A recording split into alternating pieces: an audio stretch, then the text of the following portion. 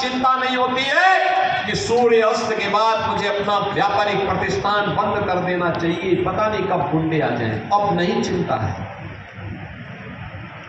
अब तो बेटी नाइट शिफ्ट में भी, ऑफिसेज में भी और उद्योगों में भी काम कर रही है। ये सुरक्षा का मॉडल है। अब कोई किसी गरीब की जमीन पर कब्जा नहीं कर सकता है, अब नहीं कर सकता है। अगर करेगा तो उसे पता है कि कब्जा करेगा। पहले माफिया और गुंडे, पार्टी विशेष के गुंडे जबरन कब्जा करते थे गरीब की जमीन पर, व्यापारियों की प्रतिष्ठान पर। कि बुलडोजर आएगा, संपत्ति को फिर से जब्त करवाएगा, अवैध कब्जे को तो हटाएगा ही हटाएगा, बाप दादों की अर्जित संपत्ति को भी एक कब्जे में लेकर के गरीब का मकान बना करके गरीब को वितरित कर देगा। हमने एक मुहिम प्रारंभ की है। ये मुहिम प्रारंभ की है, प्रयागराज में बन चुका है, लखनऊ में बन चुका है, गोरखपुर में ऐसे आवास गरीबों के बन चुके हैं, अन्य जनपदों में भी तैयारी चल रही, युद्ध स्तर पर चल रही है। और याद करना, गरीब का शोषण करने की अनुमति किसी को नहीं देंगे, छूट किसी को नहीं देंगे।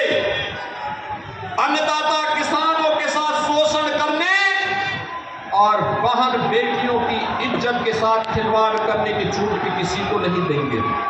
और इसीलिए आज मैं आपके पास कहने के लिए आया हूं, मऊ जनपद आज फिर से एक नई विकास की यात्रा में आगे बढ़ा है।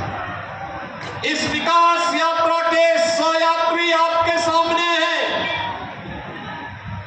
मैं तो मऊ के पड़ोस का ही रहने वाला हूं। हमारे लिए तो मऊ आंगन जैसा है। और याद करना, जब मैं केवल सांसद था तब भी यहां कोई संकट आता था तो कोई आए ना आए, लेकिन मैं दौड़ करके गोरखपुर से यहां आ जाता था। मैं तब भी आता था, तब भी हम लोग लड़ते थे यहां की लड़ाई को, क्योंकि मेरे लिए राजनीति से बढ़कर के था कि गोरखपुर से वाराणसी का मार्ग 4 लेन का होगा। कोई सोचता था कि मऊ से